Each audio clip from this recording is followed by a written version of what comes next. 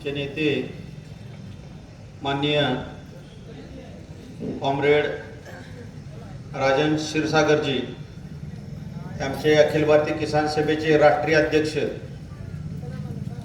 त्याचबरोबर आमचे कॉम्रेड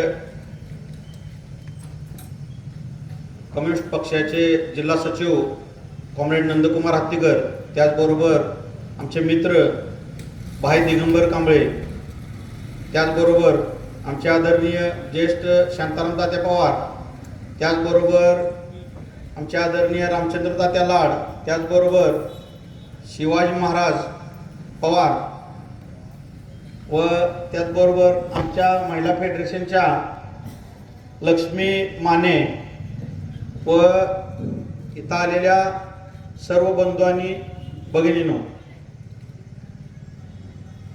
मी प्रथम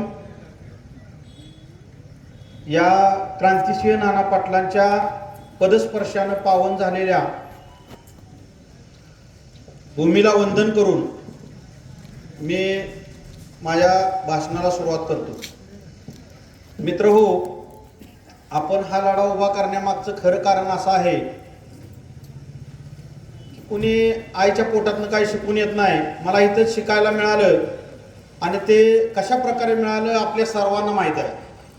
शून्यातून आपण हे निर्माण केलेलं हे कशामुळे झालं तर ज्यावेळी एखाद्यावरती अन्याय होतो त्या अन्यायातूनच कार्यकर्ता तयार होतो आणि त्या अन्यायातूनच लढा तयार होतो. खऱ्या अर्थानं हा अन्याय काय माझ्यावर एकट्यावर झाला नाही. अनेक जेवढे या भारत देशामध्ये जे शेतकरी आहेत, सर्वसामान्य लोक आहेत, सगळ्यांच्यावरती रोज सातत्याने हा अन्याय होत आहे.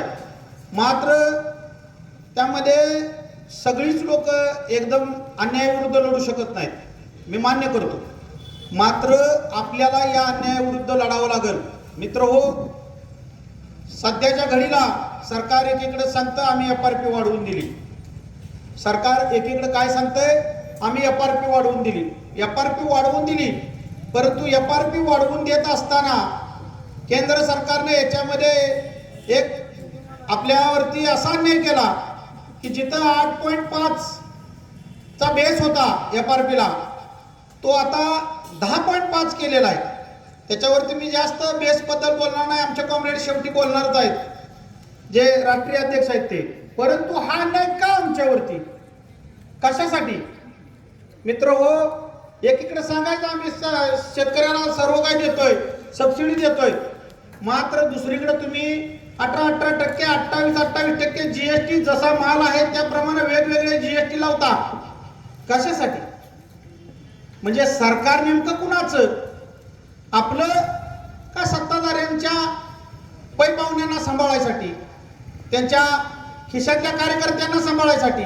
नेमकं कुणासाठी सरकार, नेमकं कुणासाठी आहे? जनतेसाठी आहे का फक्त ज्या जनतेने निवडून दिलेले नेते मंडळी आहेत त्या नेते मंडळींच्या खिशातल्या कार्यकर्त्यांच्यासाठी आहे का त्यांच्या पैपावण्यांच्यासाठी आहे?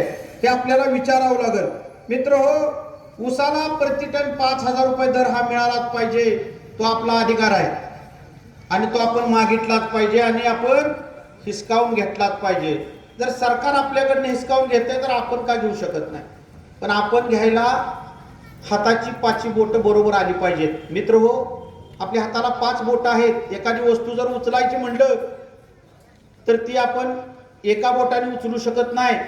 कुणीही उचलून बघा, उचल द्या का, नाही उचलणार. 5 बोटं एकत्र यावी लागते, तेव्हा ते आपण वस्तू उचलू शकतो.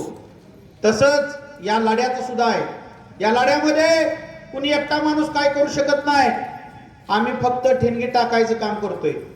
परंतु हा स्फोट कधी होणार आहे, जेव्हा तुम्ही सगळी घरातनं बाहेर पडणार आहे आणि तुम्ही सगळी या संघर्षात उतरणार आहे. अन्याय काय माझ्यावर एकट्यावर होत नाही. मी एकटाच ऊस शेतकरी बागायतदार नाही, तर या देशामध्ये अनेक शेतकरी बागायतदार, ऊस बागायतदार आहेत. त्यामध्ये प्रत्येक शेतकऱ्याला ऊसाला दर मिळालाच पाहिजे. मित्र हो, मी एक थोडक्यात गणित सांगतो. आपल्या उत्पादन खर्चाचं, आपल्याला मेहनत करण्यासाठी जी मेहनत करतो आपण शेताची, त्या मेहनतीला किमान 15,000 रुपये खर्च येतो. लागण करायला 6,000 रुपये खर्च येतो. बियाण्याला 7,000 रुपये म्हणजे एकऱ्याला किमान 1 गुंठा बियाणं तर लागतंय. तेव्हा कुठं मग एक एकराची लागण होत्या, त्यासाठी 7,000 रुपये बियाणं घ्यावं लागतं. त्याचबरोबर आपल्या गावात 18,000 रुपये पाणीपट्टी आहे मित्र हो. इतर ठिकाणी वरती गेला तर ताकारीचा प्रकल्प असेल, आरपळचा असेल, तिकडे 7,000 8,000 रुपये पाशी पाणीपट्टी आहे. मात्र तो भाग वेगळा आहे आणि इथला जो भाग आहे, या ठिकाणी मला पाणीपट्टीच्या विषयी एवढ्यासाठी मांडावं इच्छितो की या पाणीपट्टीमध्ये अनेक शेतकऱ्यांनी आपल्या जमिनी विकल्या, अनेक शेतकऱ्यांनी आपल्या जमिनी विकल्या. कारण जर तुम्ही पाणी घेतलं तर 18,000 पाणीपट्टी आहे आणि नाही घेतलं तर पोकळ पाणीपट्टी आहे. आणि ह्या पोकळ पाणीपट्टीमध्ये शेतकऱ्याच्या शेतामध्ये पीक जरी नसलं तरी सुद्धा पाणीपट्ट्या वसूल केलेल्या आहेत. आणि त्या अनुषंगानं डोंगराकडची जी जमीन आहे अनेक शेतकऱ्यांनी विकली. माळरांची कारखान्याच्या पलीकडच्या भागातली जी जमीन आहे त्या शेतकऱ्यांनी जमिनी विकल्या. काळ्या रानातल्या थोड्याफार वाचल्या, का वाचल्या तर त्या काळ्या जमिनी होत्या म्हणून त्या वाचल्या. किमान थोडं थोडं ते पाणीपट्टी भागवायपुरतं तरी पिकत होतं, पण शेतकऱ्याच्या खिशात काय मिळत नव्हतं. अशी परिस्थिती आहे मित्र हो. ना तुम्हाला जगू द्यायचं आहे सरकारला आणि या कारखानदारांना, ना मरू द्यायचं आहे, अशी अवस्था आहे. आपल्याला हे थांबवावं लागेल. पाणीपट्टी 18,000, त्यानंतर लाईट बिल वर्षाला किमान 25,000च्या घरात जातंय मित्र हो. लाईट बिल 25,000च्या घरात जातंय, हे सुद्धा अति होतंय. आपल्याला हे कुठतर थांबवावं लागेल.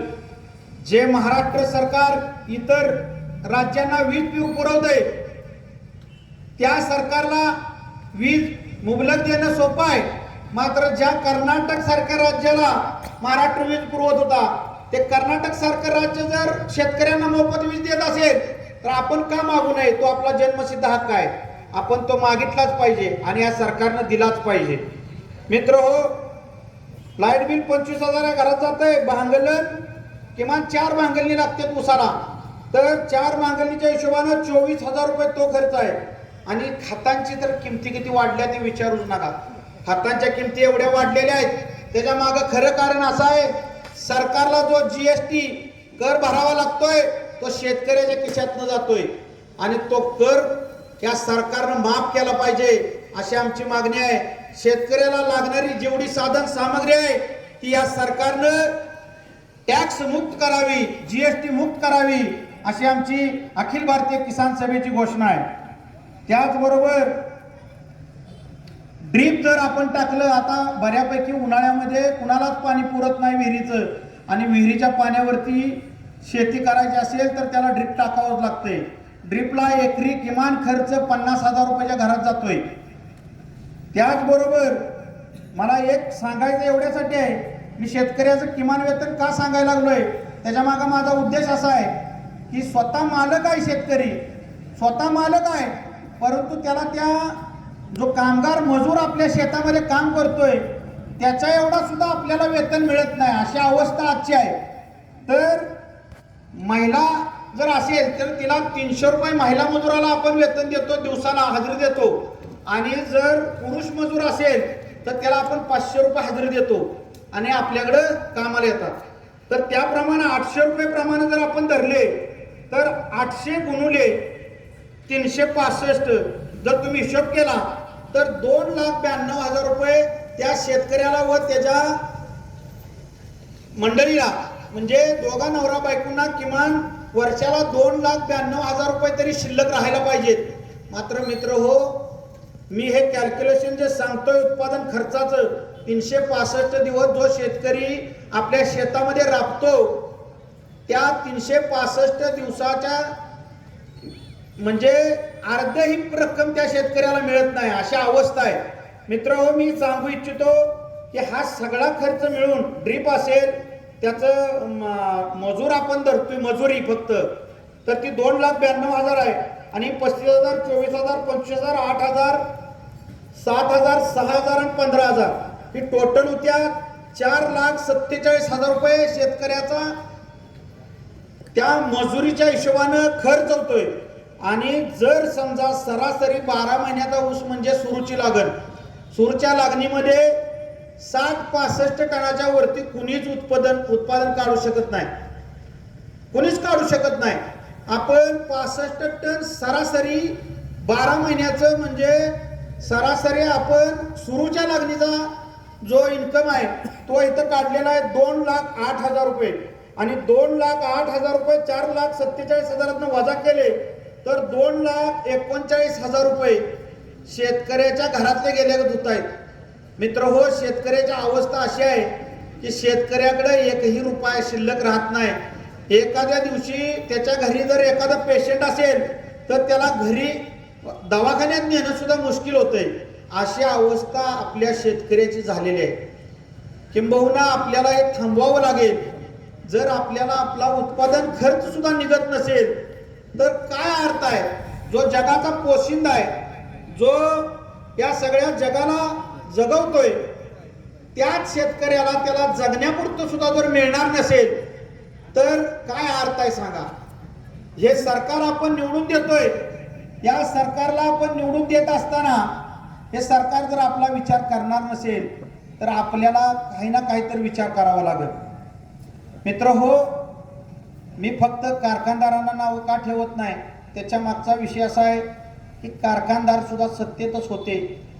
काही आहेत विषय असा आहे की सत्तेला जोडूनच ह्यांची सगळे बेरीज होते. म्हणजे सत्ता असेल तर सगळं आहे.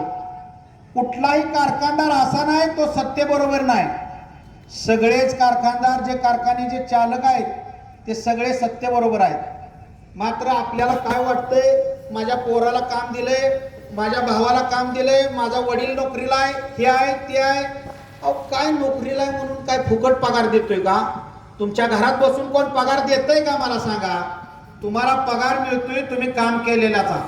8-8 तास तुम्ही कारखान्यात काम करताय तेव्हा तुम्हाला पगार मिळतोय. काय फुकट पगार मिळत नाही किंवा काय नाही. मित्र हो, जे सरकार आहे ते फक्त साखरेच्या उतार्यावरती एफआरपीचा जो बेस आहे तो ठरवतोय. तर आपल्याला एफआरपीचा बेस फक्त साखरेवरती नको आहे. जे बाह्य प्रोडक्ट आहेत, जे कारखान्यामध्ये तयार होणारं इथेनॉल असेल, आज इथेनॉल पेट्रोलमध्ये घातलं जातं. ते पेट्रोल आपण टाकतो आपल्या गाड्यांमध्ये, शेतकरीच वापरतो. मला एक सांगा, आपण पेट्रोल किती रुपये दराने घेतो याचा विचार करा. त्यानंतर स्पिरिट असेल, स्पिरिट तुम्हाला माहीत आहे आता या महाराष्ट्रामध्ये सगळ्यात जास्त जो टॅक्स येतो सरकारला तो या दारूमधून येतो. आणि ती दारू जी तयार होते ती स्पिरिट पासून होते. आणि स्पिरिटच्या नंतर आपण कारखान्यामध्ये, प्रत्येक कारखान्यामध्ये कोजन आहे, म्हणजे वीज ही तयार केली जाते आणि तीही विकली जाते. त्याचबरोबर बगॅस आहे, बगॅस सुद्धा विकला जातो. त्याचबरोबर कंपोस्ट असेल ते शेतकऱ्याला विकलं जातं. राख असेल कारखान्याची, ती राख सुद्धा शेतकऱ्याला विकली जाते. म्हणजे तुमच्याकडून घ्यायचं आहे, फक्त तुम्हाला द्यायचं काय नाही, तुमच्याकडून फक्त घ्यायचं आहे. सरकार असेल, कारखानदार असतील, सगळी मिली भगत आहे, दुसरं काय नाही. पण हे आपल्याला थांबवावं लागेल. हे कधी थांबल? जेव्हा तुम्ही आम्ही सगळी एकत्र येईल आणि आपण एक संघर्षाचा लढा उभा करेल आणि त्या संघर्षानंतरच हे सगळं घडू शकेल. त्यासाठी आपल्याला एकत्र येण्याची गरज आहे. मित्र हो, या कारखान्याची जी बॉयलर मधून राख उडून जात असेल तेवढीच वाया जात असेल, बाकीचं ह्या कारखान्यामध्ये काही वाया जात नाही. परंतु फक्त साखरेच्या उतार्यावरती तुम्हाला दर जो दिला जातो तो आम्हाला मान्य नाही. म्हणून आमची मागणी आहे की उसाला किमान 5,000 रुपये दर आजच्या घडीला या कारखानदारांनी जाहीर करावा आणि मगच आपले कारखाने चालू करावेत. अन्यथा त्यांनी कारखाने चालू करायचा प्रयत्न करू नये, त्यांना ते महागात पडेल. आणि अखिल भारतीय किसान सभा असेल किंवा शेतकरी कामगार पक्ष असेल